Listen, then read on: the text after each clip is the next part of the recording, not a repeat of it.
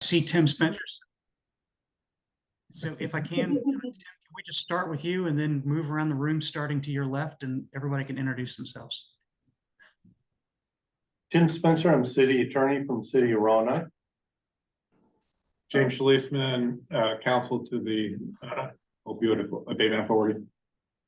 Karen Moisan, I'm the newest admin for the Opioid Abatement Authority. So, meet you guys.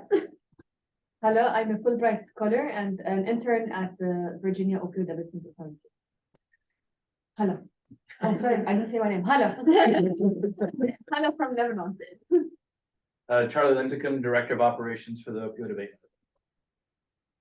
Jennifer Faison, Virginia Association of Community Services Boards. I am in my current capacity. I am just running the Zoom. You can pretend I don't exist.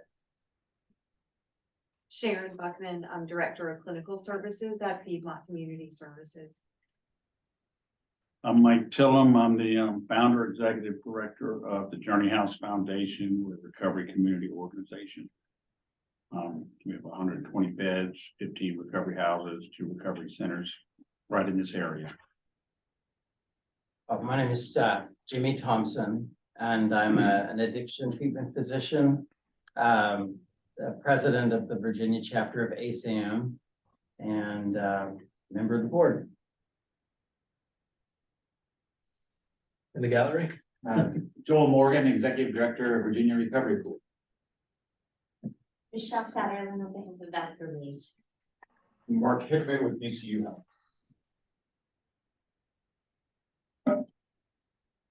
Right, that's it for the room today.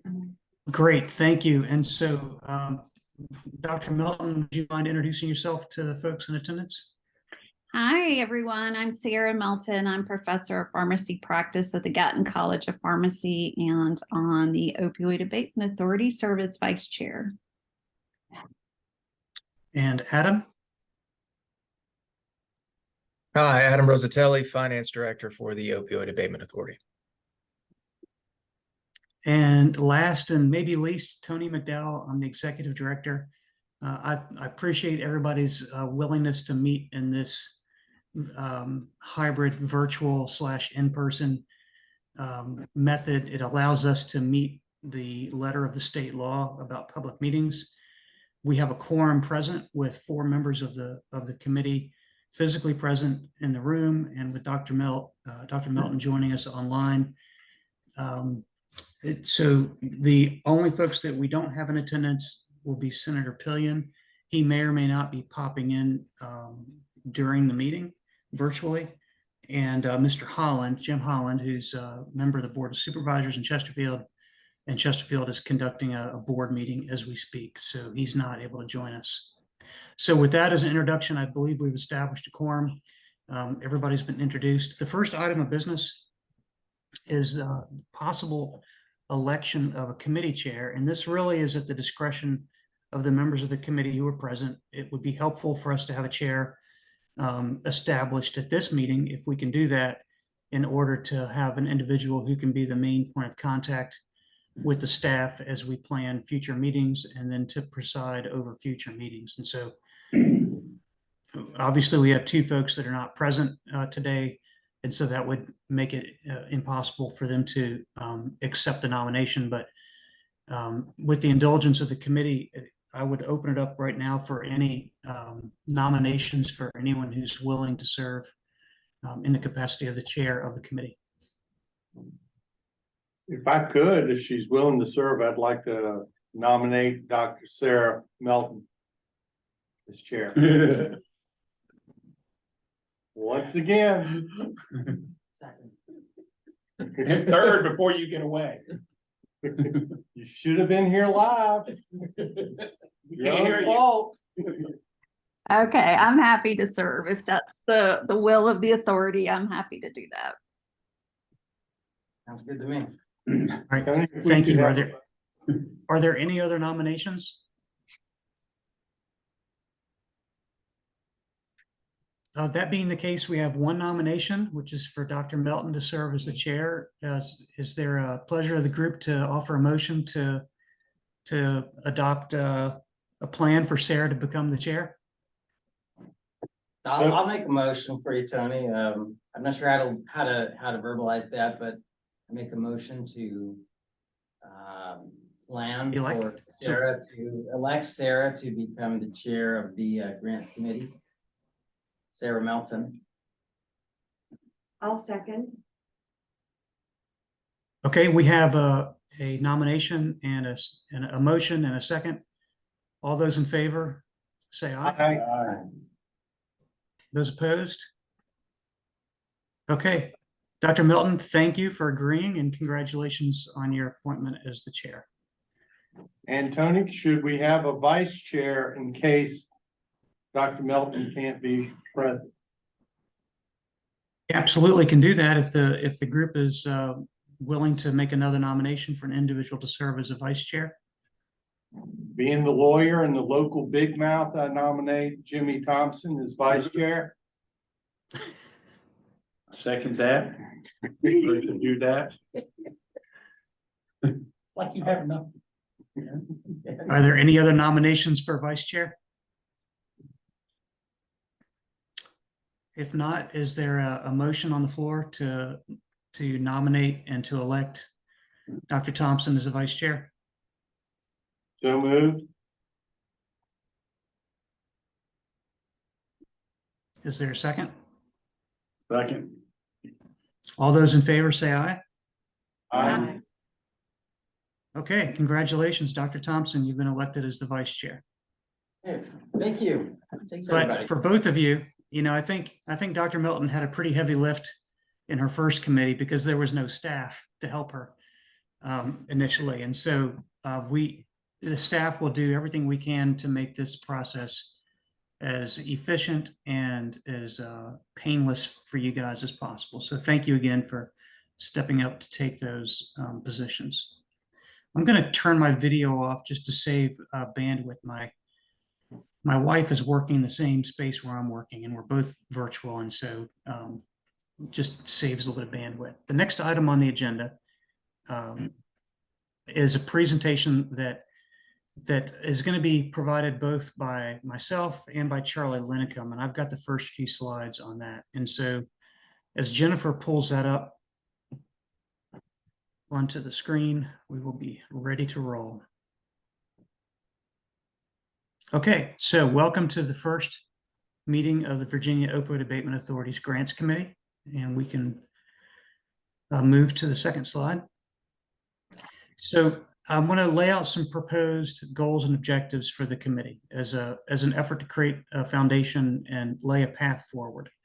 And so what we would like to recommend is as goals and objectives for this committee is as follows. First of all, is to review and approve the overall process by which we provide grants. And I'm using the term grant in a sort of a broad context because these are different types of financial instruments. We could be funding contracts, we could be funding proposals with cities and counties, we could be entering into different types of agreements to provide different types of financial assistance, loans, other distributions. But I think it's for the purpose of this conversation, we're referring to all of that as, which is the term grants. So that's the first goal, is to approve the overall process. The second goal is to understand that staff is going to be seeking guidance from the committee with various decision points, both today and in future meetings. And some examples of those types of guidance or decision points that we'll be seeking guidance from the committee, just as examples, will include, what are the specific additional criteria that proposals have to meet beyond what's listed in the statute. We may need some help from the committee, we do need help from the committee in brainstorming what are likely to be projects and proposals that come forward that are sort of in a gray area as to whether or not they meet the intent of the settlement and whether or not they meet the statute. And we can probably provide you some examples of some that we've already brainstormed, but we think it would be appropriate and efficient use of everyone's time if we could brainstorm some of the likely gray area projects now, so that when we provide training and information to localities in January, that we can address those head on, and so that we'll have a consistent response for those. We're going to need some guidance from the committee on what are the appropriate timeframes that localities should be allowed in order to perform the scope of the proposed work, especially since we're all sort of new in this effort. I think it's likely that we're going to have localities that turn in proposals that become funded, but then it takes a year or two or longer to actually implement those proposals because of a variety of factors. And so we'll have to think about what's the allowable time frame for the work to be completed. And then the fourth example would be, to give us feedback on policies on how the OAA should respond if a recipient needs to make a change to a project in the middle of the project, if they need to move funds from one portion of the project that had been approved and to reinvest them into maybe a different part of that project, or maybe to completely change their direction altogether in the middle of a grant cycle. And so those are just examples of some of the types of things that we're going to ask for this committee to provide some feedback to us. And we will bring those questions to you for feedback. Okay, let me go to the next slide.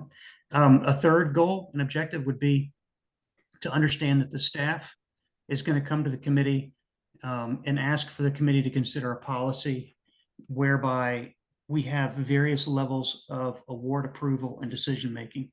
And so are there certain types of awards that can be made that can be approved by the staff? And an example of this is in the case of the funds that are already reserved for each city and each county.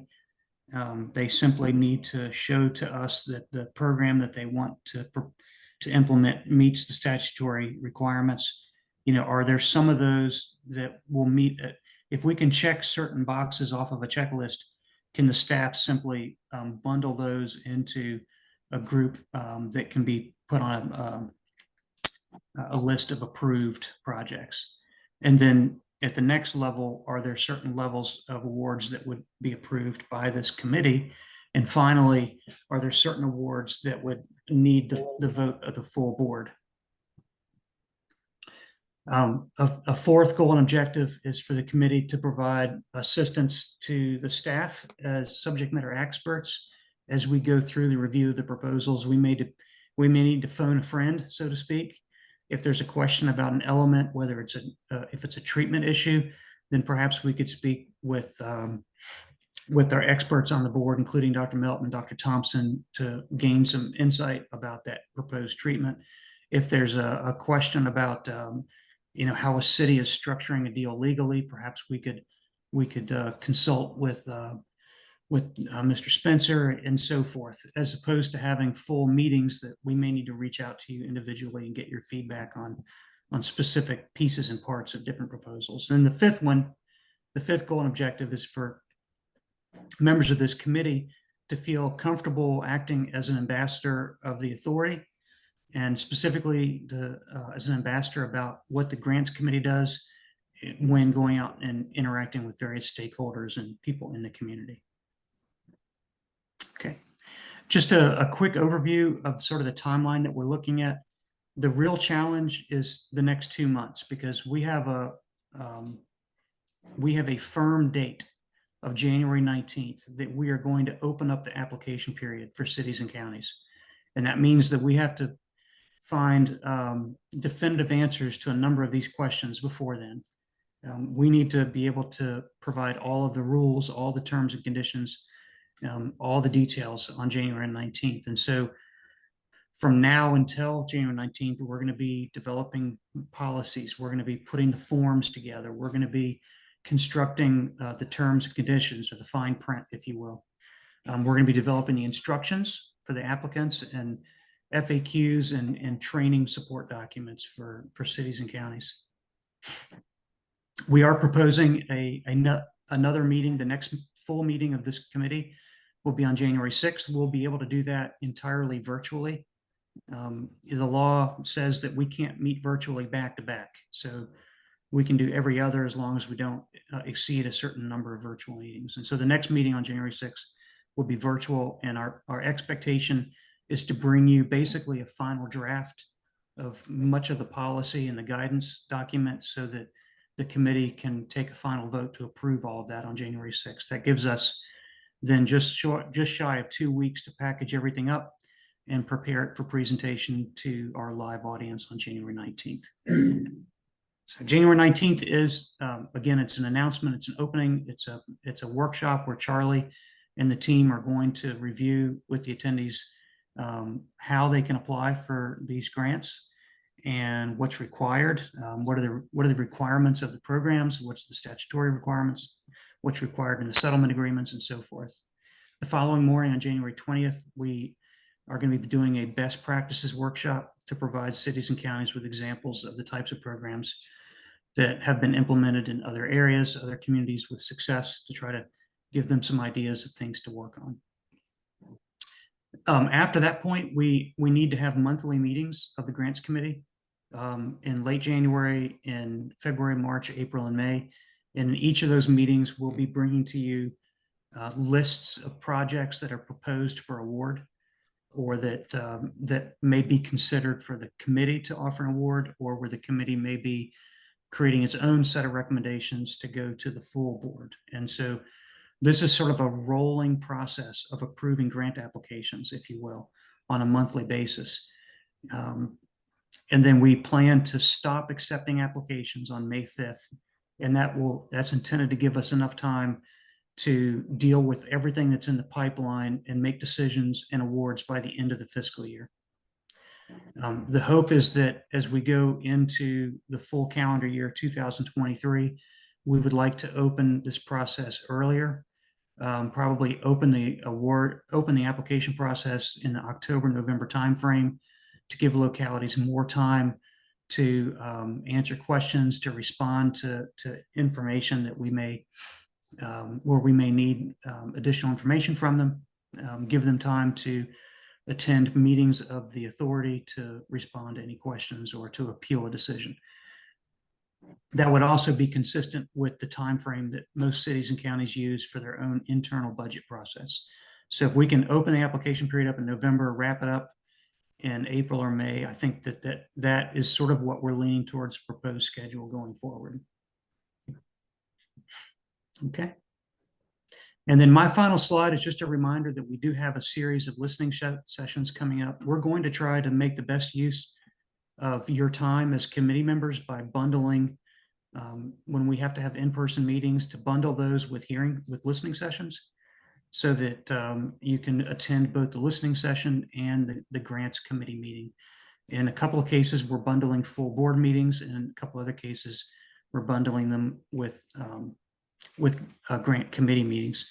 We are looking for a field trip in the Portsmouth area that would not be part of a listening session, but would like for the grants committee to have the chance to tour a treatment/recovery program in a sort of more urban area, in order to make sure that the committee is getting visibility on some of the unique challenges that exist in the more urban parts of the community, and for areas that are more traditionally disadvantaged communities. And so Adam is working on putting that together, and that'll probably happen in February. So that's not on the calendar, but we'll be adding that to your agenda as well.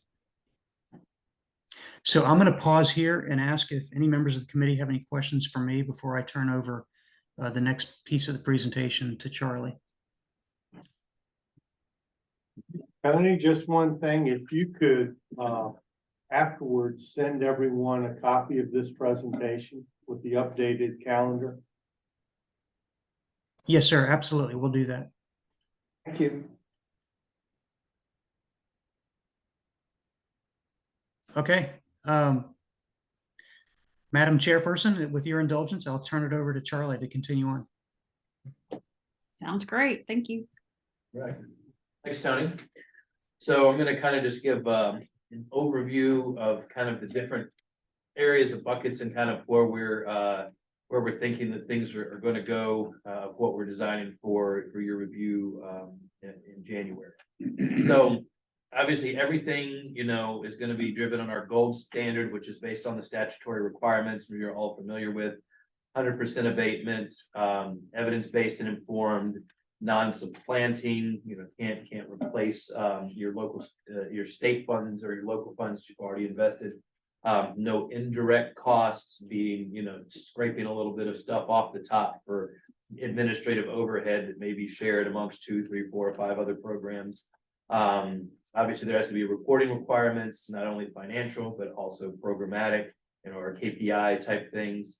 And then obviously agreements to all of the terms and conditions that work along with that. Next slide.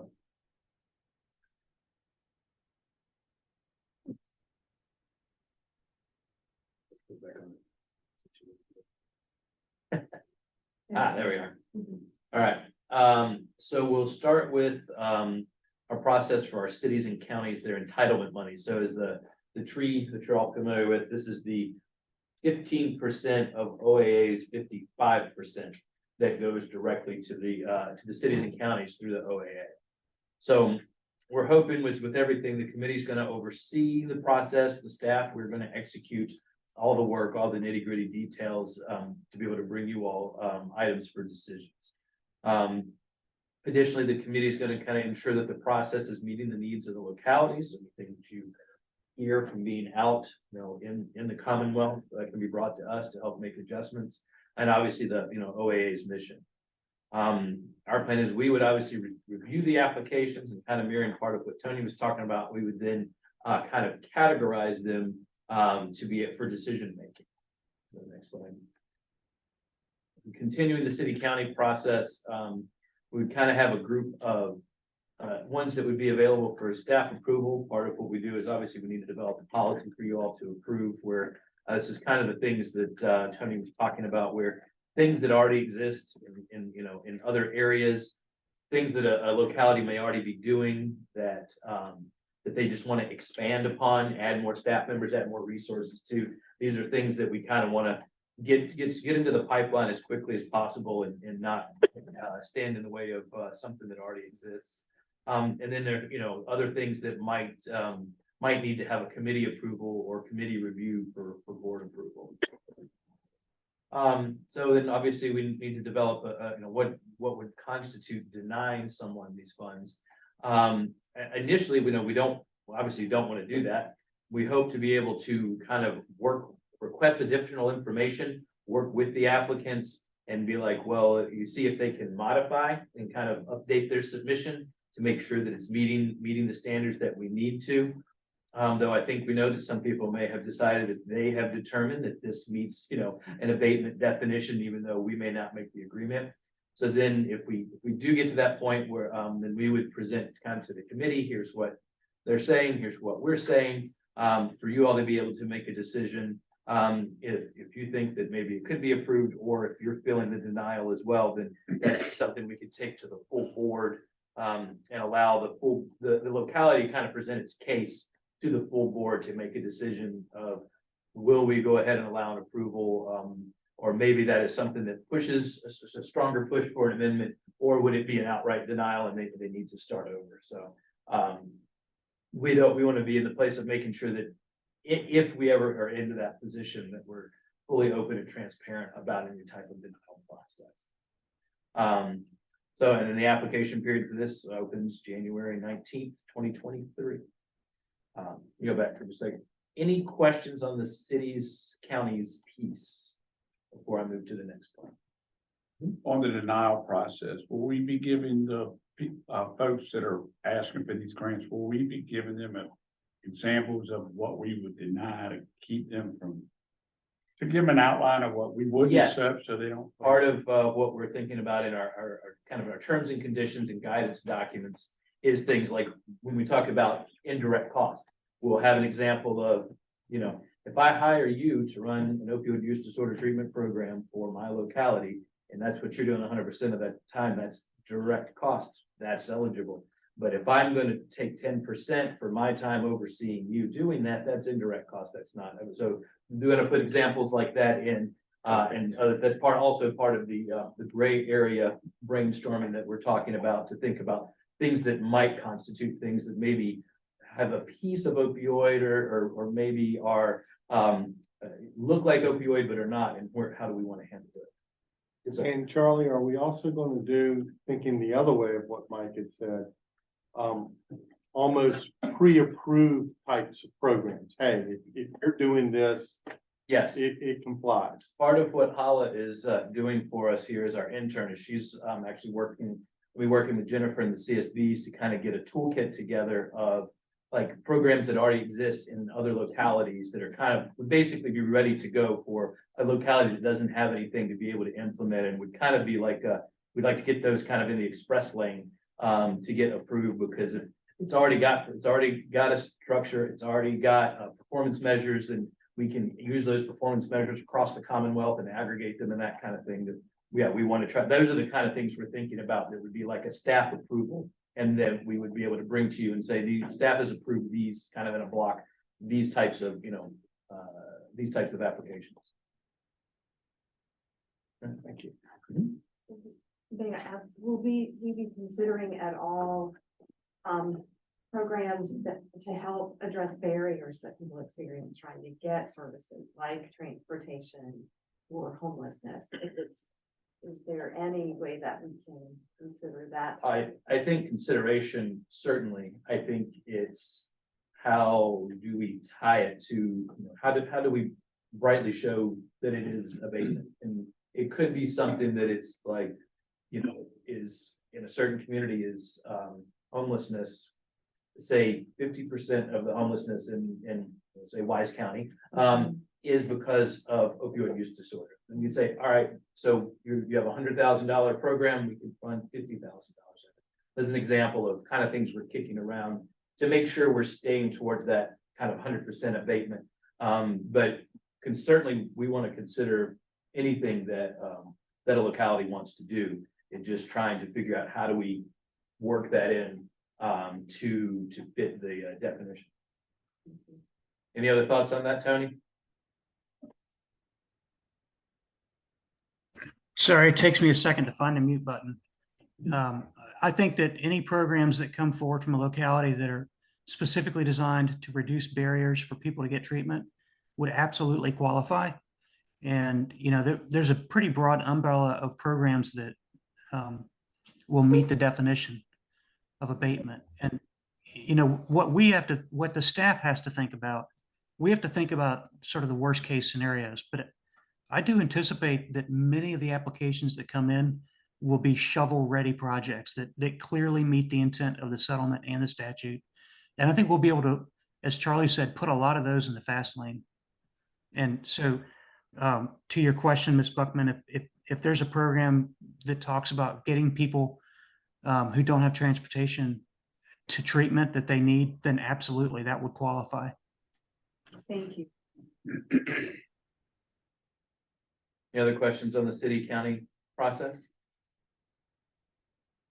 Again, just Yeah. one other question, private service providers. And tying those private service providers to certain localities that might not be aware of what is available. What, if any, role will we have in tying those together to help a locality with their proposal? Well, part of it will be the toolkit that we're developing.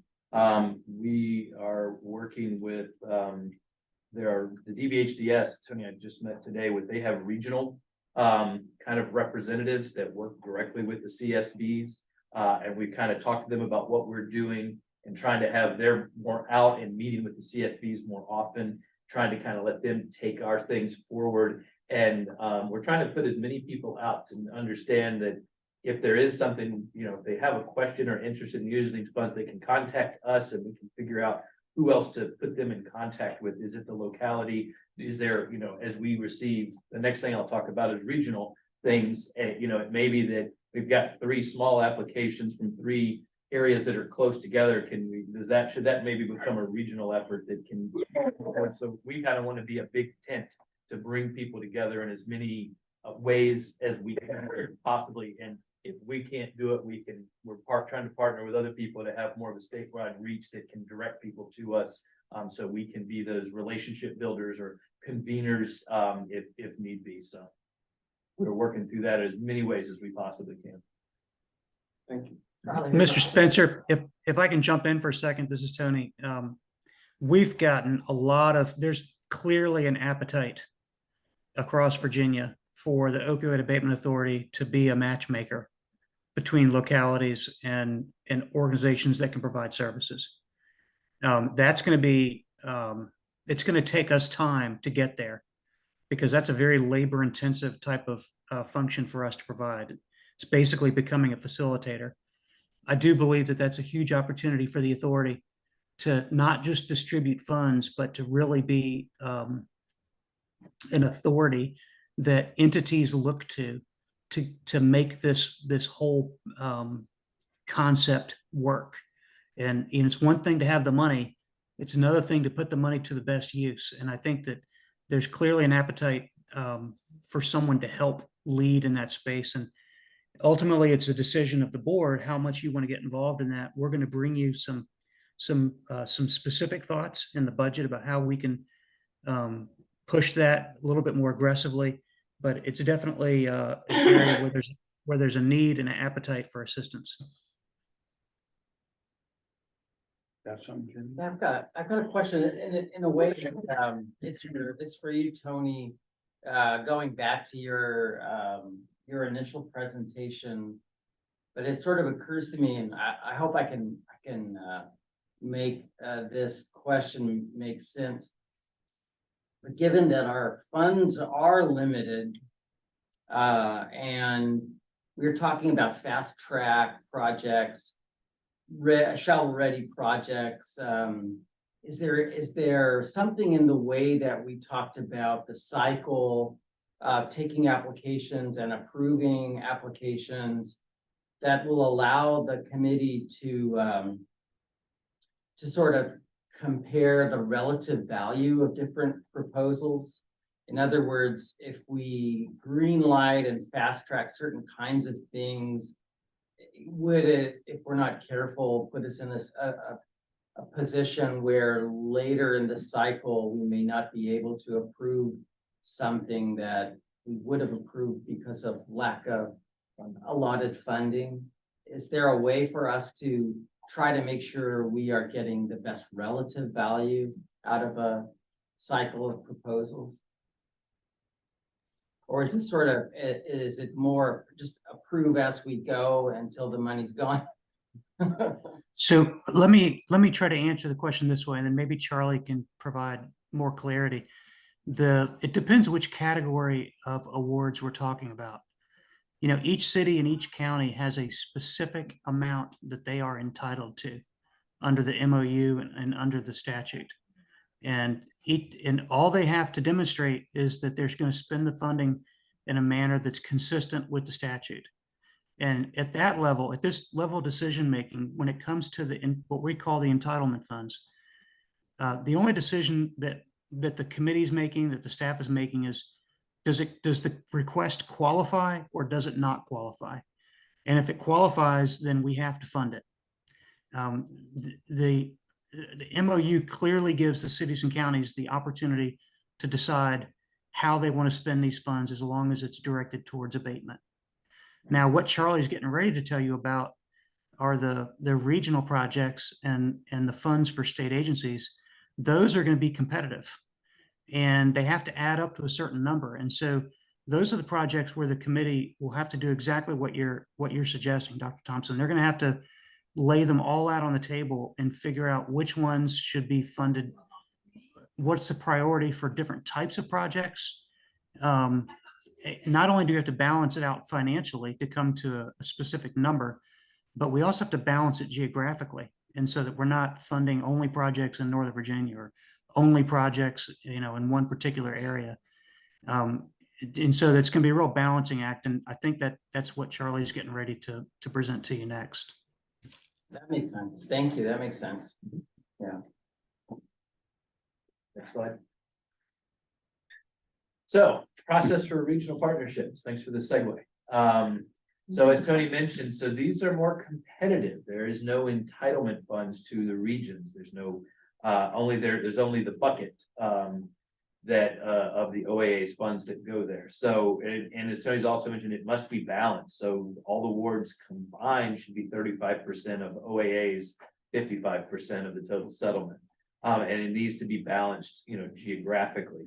I think we all know we could easily spend all the money in Southwest Virginia and bring good balance for the state, but that's not necessarily fair across the board. So that'll be one of the challenges that we're looking at, and whatnot. So, and I think to your point, this will be where we'll be looking for highest and best use, I believe. So again, from a process standpoint, I think the staff would review applications and again, not deny any. We would be bringing these to the committee, kind of to review probably with some recommendations, and probably categorization of kind of some of across like our major categories. And so the committee would have the action or the option to request additional information or amendments. Clearly, the staff up front will do some of that if there's things that don't seem clear. Recommend approval, potentially deferral or denial, with deferral being something that maybe we need more information on, or maybe we need the results of a study, or a pilot program to give us some more evidence base to be able to implement something. And it's like, we like the idea, but we're not sure it meets the qualifications right now and might need to defer action on it. And then for recommendations to the board for final vote. So, and additionally, we have decided to go ahead and open this application period at the same time, because we have a feeling there are going to potentially be some localities that's where they want to send their money, is more to the regional projects. Especially if they want everything to kind of be working through a CSB. And we thought better to kind of get those started at the same time. So also we can see if there's any overlap of anything between the types of proposals that we receive. Any questions on the regional partnerships? Okay. State agencies. So there is no statutory entitlement amount for any specific state agency. And we think this is a real opportunity for the OAA to kind of drive the agencies towards collaboration. And we're kind of hoping to use like a request for proposal process to, again, look for highest and best use, and look for, look for gaps statewide, or in regional areas where state agencies can kind of help drive solutions for that. But we also may need to consider a process for unsolicited proposals from state agencies as well. And we would keep the committee engaged on each step of this process. This is a little bit like further down the line than January 19th. There's some administrative timing things we are working on figuring out with the different ways that financing is done in appropriations and things within state government, to kind of get a good timeline around that. So any questions on state agency process? Charlie, can I jump in? Sure. Just an example of the way we think this could work. I'll give you one example. There's a concern that we have local elected officials at the city and county level who don't have any background in addiction medicine. And so an idea came forward from the Virginia Institute of Government, and not sure if they qualify as a state agency or not. James is working on that for us. But if they're a state agency, then we could work with them and provide them funding to create a training program for all newly elected city and county officials. As part of the training that they already provide to those officials, they could include a component on substance use disorders and opioid addiction, so that all newly elected local elected leaders would receive that training, and that would qualify under the statute as an education and awareness project. And it would be clearly something that would be nice to do statewide, as opposed to trying to think of something that one city or one county could fund on its own. So I just offer that as an example. We'll need to figure out what are the priorities of statewide gaps that we're trying to fill, and then which agencies can we partner with to fill those gaps. And there's a lot of ideas out there.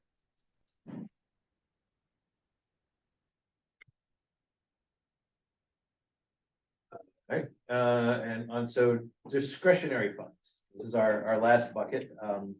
So should the board elect to provide additional awards to any applicants beyond their statutory minimums, this is the bucket that would come from. This is also obviously the bucket that funds the administrative operations of the OAA. But it's kind of it's just kind of the areas where maybe we can be a little more creative.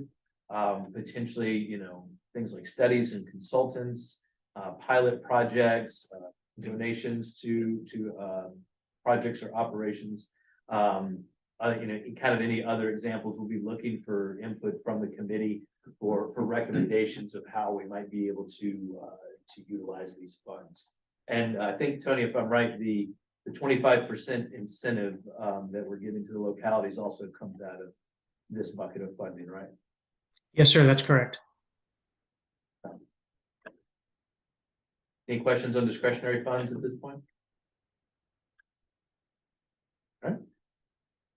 So, action items and decision points. And feel free to jump in with any questions as I run through these. So, we're looking to see, is there a consensus among the committee today that the staff should define the levels of decision-making and awards to bring to the committee to vote on January 6th. Tony, do you want to go through each of these individually or talk about all of them and then go back for questions and actions? Well, this is the part of the meeting where we're just looking for feedback from the committee members. These don't need to be motions and votes, that sort of thing, but we're looking for direction. We want to make sure that we're doing what the committee desires. And so these are some of the questions that we have for you to consider. And I think it might make sense to kind of go through them one at a time, but if the group would rather lay it all out up front, that's fine as well. I'd leave it to the chair.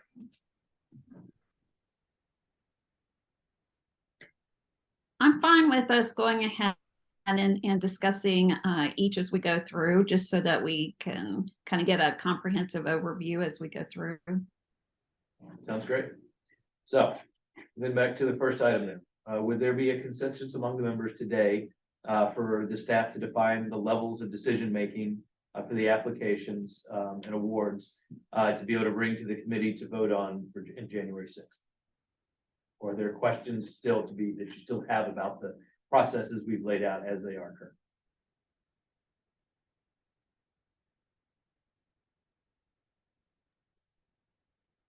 I thought it was very clear, the way you laid it out. I would be fine. As long as everyone else agrees, I think you've defined what our issues are. And then I think just going ahead and looking at the levels of that decision-making would be fine. I'm fine with you guys doing that. What does everybody else think? If we're going to hit the 19th, we have to be able to be ready to at least consider and provide input on the 6th. I would only ask staff if they get a draft prepared as early as possible, send it out to the committee to be able to review and provide comments prior to the meeting on the 6th, so that that meeting can be even more useful. Absolutely. I think that's in our plans. We want you all to be able to read through and digest what we put together and not have to read it cold on the 6th. Hey, Tim, the flip side of that is we might send you, normally, you know, what we like to do when we give information to the board is we're giving it to you in a really final, clear, cleaned up, professional looking version. And in this case, we might share some rough draft materials with you, if that's okay. That makes all the sense in the world. Okay. All right. Seems to be a consensus. All right, we'll move to the next item. Is there a consensus that we should develop some type of narrowly defined process whereby state agencies may submit unsolicited proposals? This goes back to we plan to put out a kind of a request for proposals that identifies gaps that for state agencies, that identifies gaps that we're looking to kind of think to be closed with OAA items, with OAA funds. But there may be state agencies who've already thought they have ideas of what they want to do, and we would think to set up a process to guide them if they want to go ahead and get ahead of our process and submit something to us. Does anybody have any examples of what that would look like, so that when what a state would ask for, just so. This is if I may, Mike, I caught your question, but this is a big decision. Because one of the concerns that we've had is that, I mean, there's a lot of state agencies. And one of the concerns we've had is that a state agency could submit a decision package to the governor's office or to the General Assembly, and the response, and we've already seen some of this, the response back to that agency might be, why don't you go ask the Opioid Abatement Authority first and see if they'll give you the money? And I think we just have to be eyes wide open of the fact that we're limited on, this is the amount of money that we can provide to state agencies is 15% of our fund, which means it's 15% of 55% of the total awards to Virginia.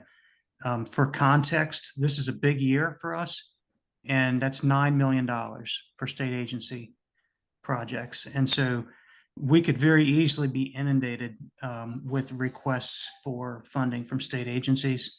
And I think the reason why that this says if we're going to allow unsolicited proposals from state agencies, that the process needs to be pretty narrowly defined. Otherwise, we could be practically overwhelmed with requests, and we're trying to create a process where we can bring recommendations to the board. And I'd hate to have 100 projects that we have to cull through from state agencies when we can only fund 1 or 2 of them.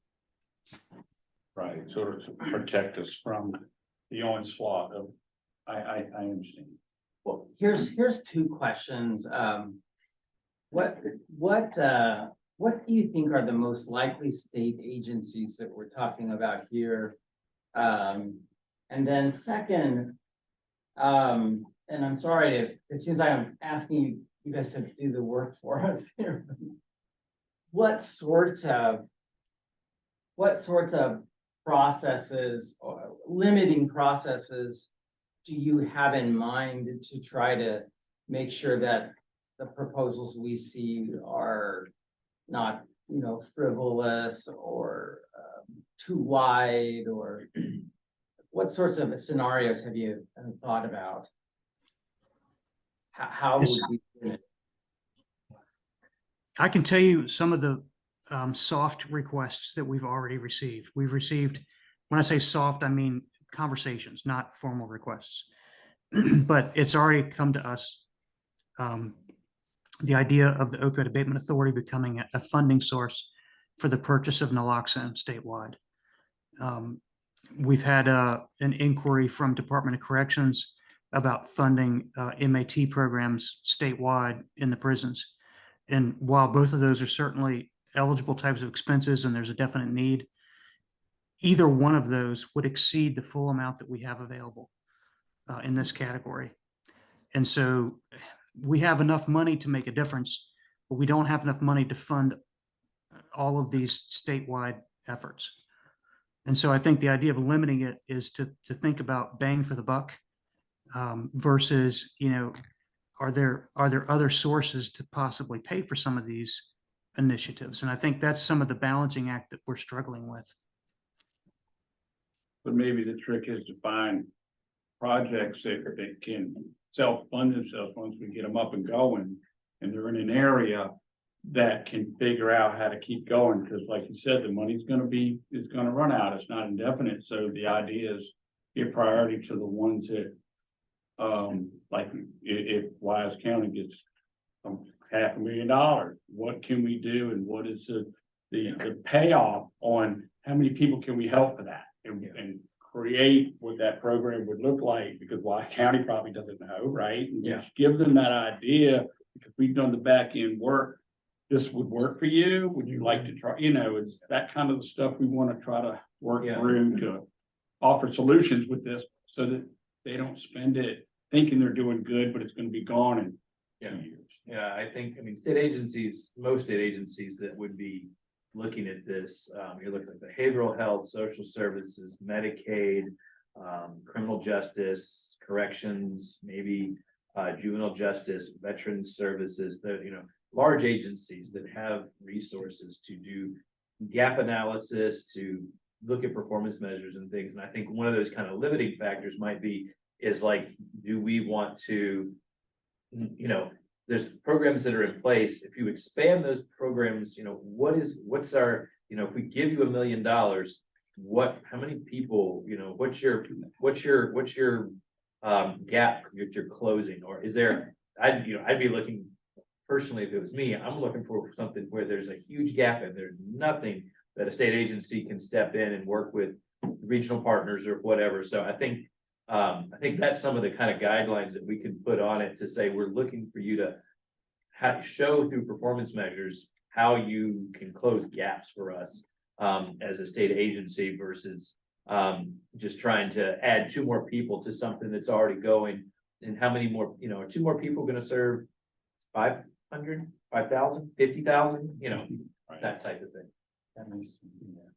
I think we can push them a lot harder than some localities, as we say, what works for Fairfax has also got to work for Lee County. Fairfax has a lot of resources for performance measures. Lee County is going to have less. And we don't want to get them bogged down. But the state agencies have a lot of data and have a lot of resources. They should, if they know, then they should be able to prove it to us. Yeah, that makes sense. I think it'd be really interesting to see how we define, but the concept, yeah, absolutely makes sense. I mean, So I think one option that the committee has is to say, so there's a couple of extremes here that we could land on. On one hand, we could say, look, we're not going to accept any unsolicited proposals from state agencies, period. We're only going to do requests for proposals that the OAA initiates, period. Or we could go all the way to the other end and say, we're going to make it wide open and any state agency can apply for any opioid related abatement project. And so this is one where we really, and we don't have to decide this today, but it is a question that we're going to have to land somewhere on that spectrum to decide how to handle the state agency requests. Would it be an option for us to perhaps set a different time schedule for the unsolicited proposals? We said, okay, we'll do the initial group beginning January 19th, and maybe unsolicited could come in starting in March or April, so that your staff is not overwhelmed. Well, yeah, so the state agencies, we don't have a time frame on yet. In part, there's some administrative things such as how, if they apply for the funds, we need to make sure there's a mechanism in place. They have to have appropriation, and make sure, and then they, you know, it's a grant and the grants get approved by the governor's office. But this are state funds. Is that going to qualify? There's a lot of administrative barriers we kind of want to work through so that we open up money for them in a way that they can use it easily. Most state agencies getting grant money at the end of the state fiscal year is not useful for them. They really need it in July, not in June.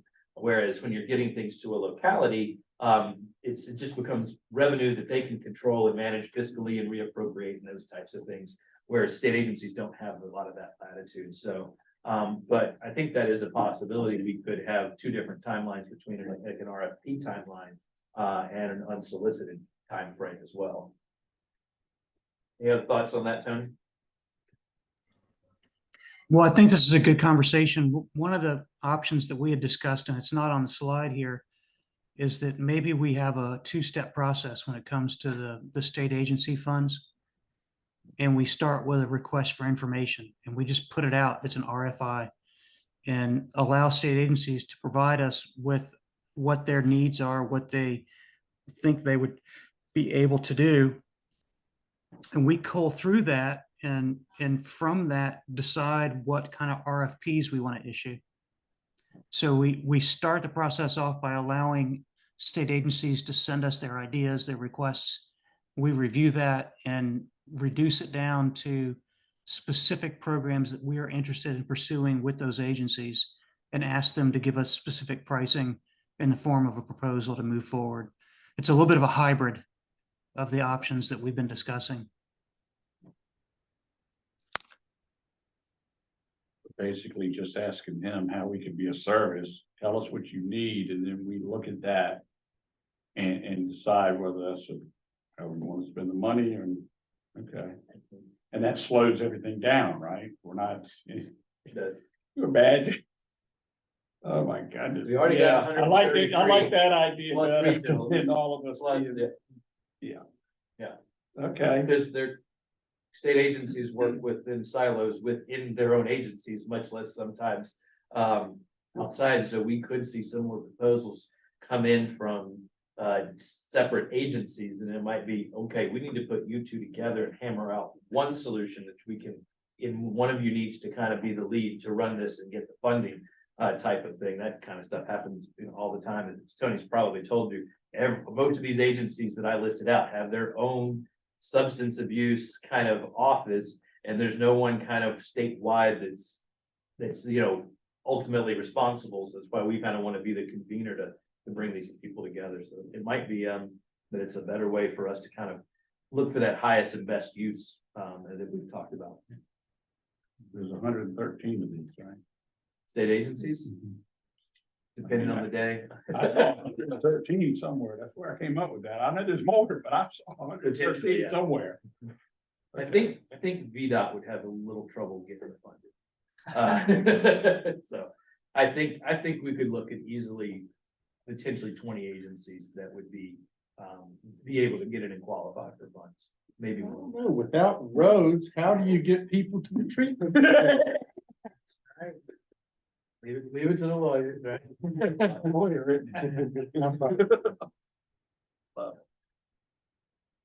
Okay.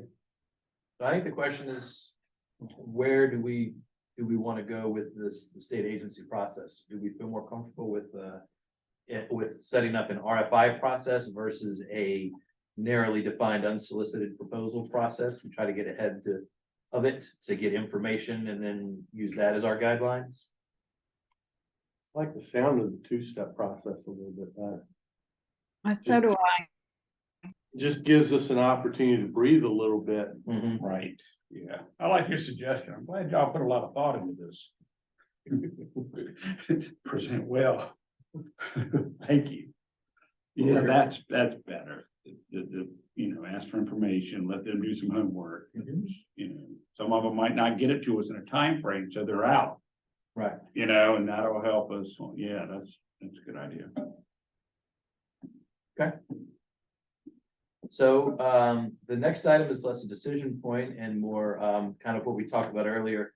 As we are able to get things together, we will be sending, you know, draft policies, terms and conditions for you all to review and provide feedback on, hopefully the goal of a vote on January 6th, so we can have everything ready for the 19th.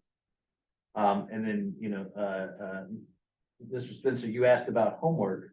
In addition, here's the real homework, which we can talk some about now, if you'd like, is the brainstorming the kind of potential gray area proposals that could come in that we may decide whether we do want to fund now, don't want to fund that, want to think about funding, or might maybe get funding in part.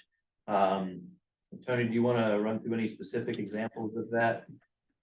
Sure. We've already had some of these questions come forward, so we're not being creative here. Would we consider a crisis intervention training for police officers to be fully abatement related? So typically a 40-hour crisis intervention training, CIT training for police officer is a 40-hour class where they learn how to de-escalate people who are in crisis. And, you know, there's a piece of that that's related to addiction, and I don't know the answer, but this is another one of those gray area type questions. If I think we're going to see, I'm predicting we're going to see a number of law enforcement related project requests. And as you guys know, we don't fund law enforcement. We do fund abatement efforts. So anything that is intended to train police officers or law enforcement officers about what substance use disorder is, how to help somebody who's in crisis, how to respond to an overdose, and really maybe efforts to divert people from the criminal justice system. Those are all, in drug court, those are all clearly allowable uses, but we think there's going to be some gray area in there. I've already received one call from a county administrator who his plan was to add more patrol deputies And because they were going to carry naloxone, he wanted to pay for their salaries with their opioid settlement funds. And so the question is, would we do that? And so as we brainstorm individually, because from a practical standpoint, we can't get the group together in this type of public meeting on a regular basis. It just doesn't work with everybody's schedule. What we're asking for from the members of the committee is to brainstorm things that you think we might see and hear so that we can pre-plan so that the authority can pre-plan how it's going to respond to those. And I think that brainstorming here, I'm almost thinking, if we see a gray area, can we build into our process and procedures a sense that we can almost like table that proposal and counter it back? Because maybe with some feedback, we can fine tune a gray area proposal to make it a more palatable solution for both the locale, the applicant, and the opioid abatement authority. Yeah, Tim, that's exactly what we're going to be doing. I would also like to see us be able to be proactive and put out guidance on the front end to tell localities, look, these are some things that we're not going to allow, and list some examples. Or we might say, look, if you're doing a training program, then you have to show that the program's got to be at least 50% of the hours of the training program have to be related to substance use disorders and opioids in order for us to for it to be qualified. Now I'm making that up. I'm not the expert here, but I think if we can provide some guidance on the front end, then it cuts down on some of the back and forth later on after a locality has finished its research, submitted its proposal, and then we've contacted them and said, no, you can't do this.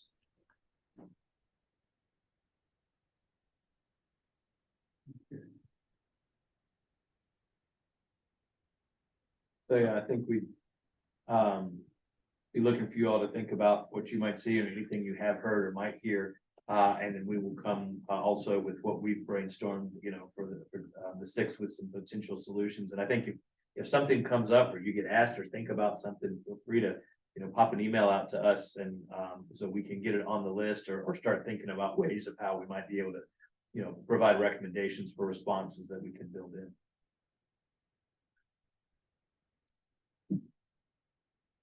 And so for our last item was just as we are kind of getting a little bit past our time here.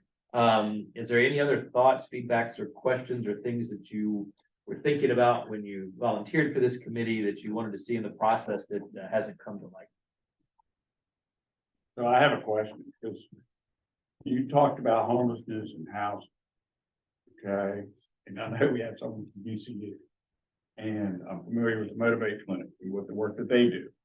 Okay, and the problem that Motivate would have would be having a place so that the folks that they're helping can stay and someone to kind of be with them, right? Recovery oriented, treatment oriented together to make to give that individual wraparound services that they can get there, and transportation. So if somebody came up with a solution for that scenario using these two things, is that something that we're interested in entertaining? And does that, I know that goes direct to abatement, right?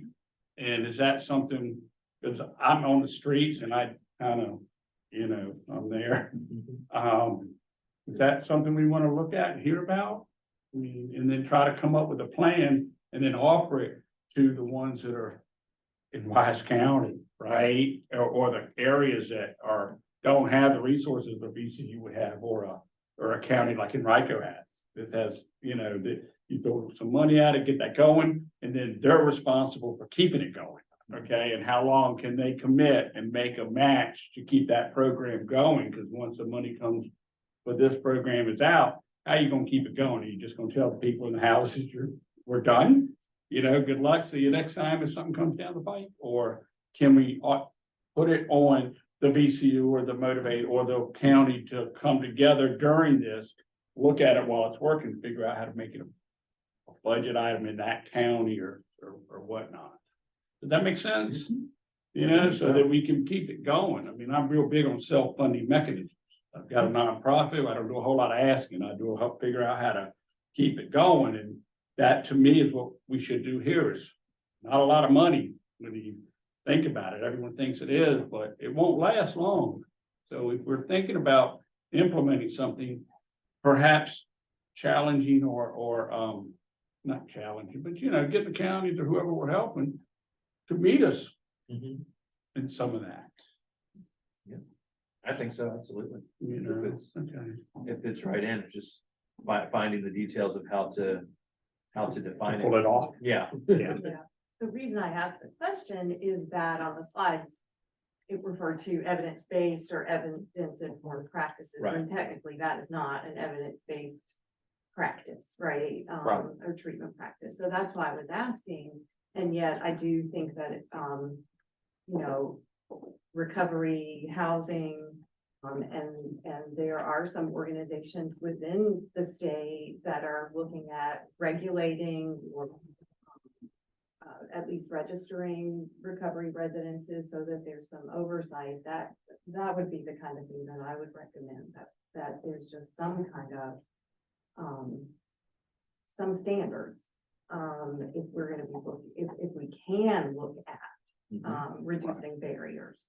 And I know that Tony specifically, when he was within Rico County, set up a local recovery residence procedure. And there is a state recovery residence approval process. We have our agency has 4 residences that are registered with BAR now and getting ready to have it. So, so that type of organization. And I think Tony had said that this committee or us would kind of follow through with that. So when we give someone and set something up for somebody for success, we follow that. And so that whoever is in charge of dispersing the money, we're gonna follow, go into the homes and we're gonna go in and watch.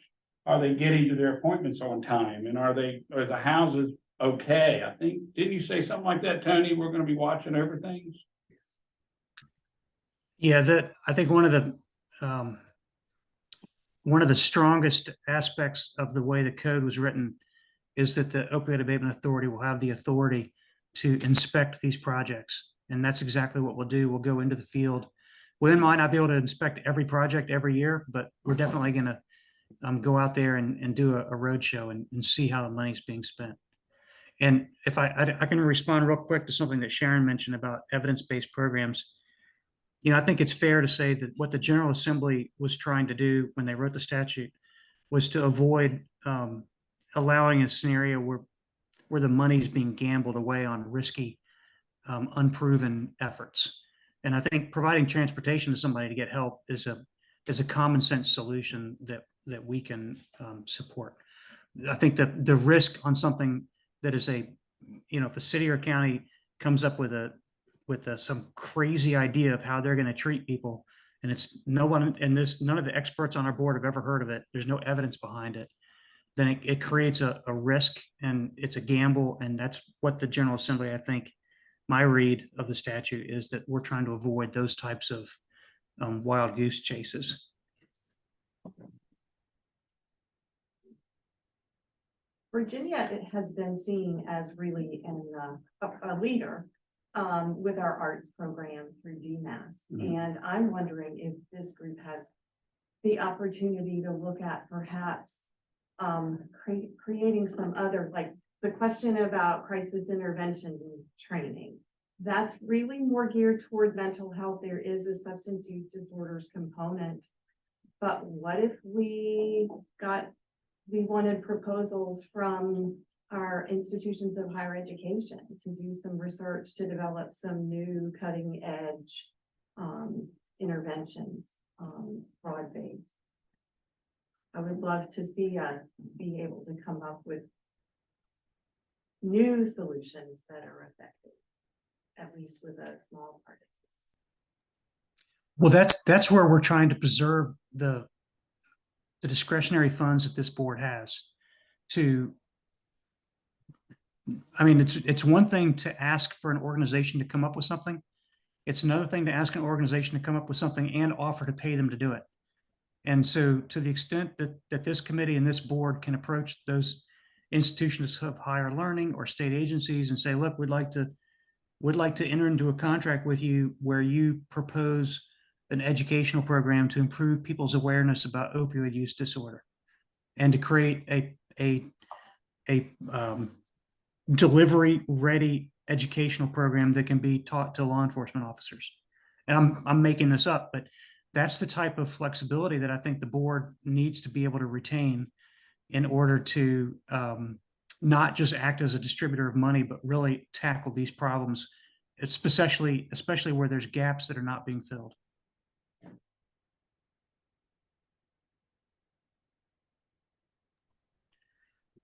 Madam Chair, I just for the as a point of order, we do have on the agenda a public comment period. I know we've run over our allotted time already, but as we're looking at the agenda, I did want to just mention that if there's people I don't think we have any general public online. I don't see anyone in the participant list, but if there's individuals in the audience who want to speak, that we need to just keep that in mind as part of the agenda. Sounds good. Do you want to go ahead and do that now, or do you think we've kind of completed our discussion of the points that we wanted to go through? Certainly, if there's any other members of the committee that have any questions or comments, I'm not in a hurry. I can stay and listen, and I'm not sure how everybody else's schedule looks. But if there's not any other comments, then we could ask if there's anybody from the public that would like to make comments as well. Does anybody else have any comments that they wanted to share before we move on?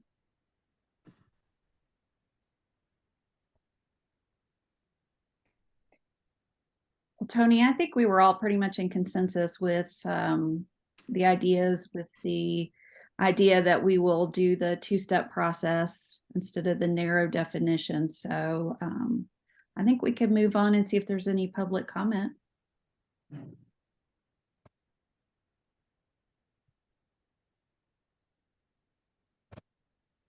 So I'm Joel Morgan. I'm Executive Director of Recovery Corps in Virginia. Since 2017, we've been providing AmeriCorps members who are trained to be peer navigators and project coordinators to organizations from Minnesota, Illinois, now in Virginia, to support organizations like the Journey House Foundation and 11 other organizations in Virginia. And we're looking to expand that. And we use very much a research-based and backed program to look at how we're helping people who are already in recovery, helping people in recovery.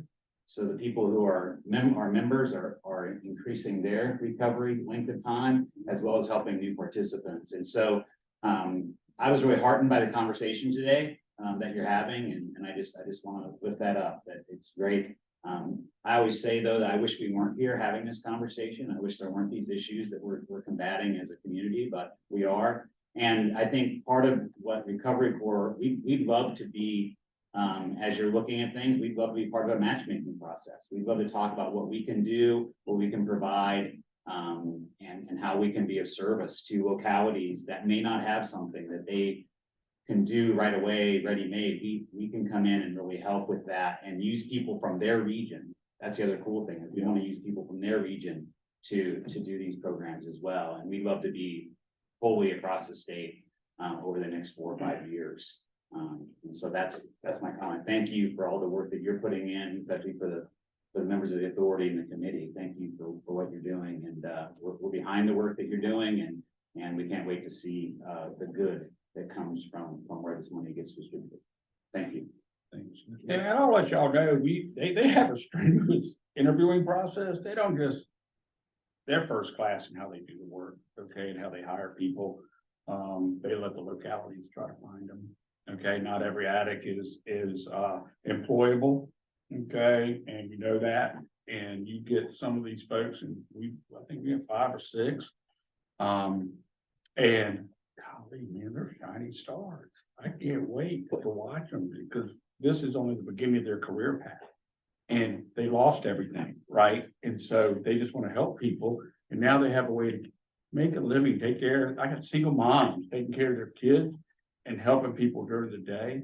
that are now gonna be eligible after this program with them and through us and all these other places, get career path jobs, come and work in a place like this.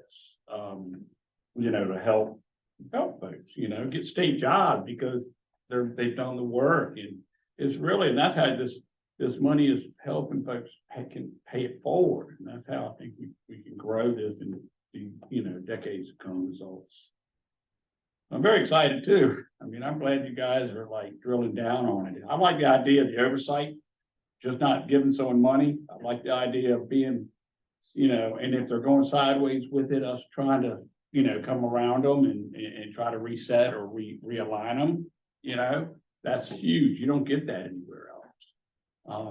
And I think it'll be advantageous to anyone that's able to participate in what we're offering them.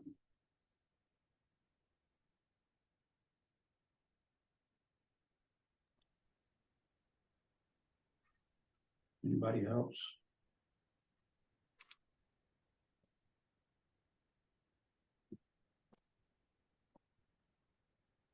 I think that covers it for here in the room for public comment. Well, I just want to, again, thank everyone for your time. I feel like it was a really productive meeting, a good conversation. We will, to Tim's request, we'll definitely get this presentation out to everyone along with the draft minutes. And any other materials that we presented will all be included in the packet that goes out to you. Please don't hesitate to contact me, contact Charlie, Adam, any of us. We're spending a lot of time noodling on these things, and we appreciate your feedback. And so, Madam Chair, that's all I have. I turn it back over to you for see if there's a motion to adjourn. Yes, that's what I was just going to ask. Do I have a motion for adjournment, please? So moved. Thank you much. Do I have a second? I'll second, just say my name's in there somewhere. Thank you. I think we're all in favor unless I hear otherwise. So we will go ahead and adjourn this meeting. And I thank everyone for your participation and attendance. And we're going to do some great work. Really excited about what we've been able to accomplish.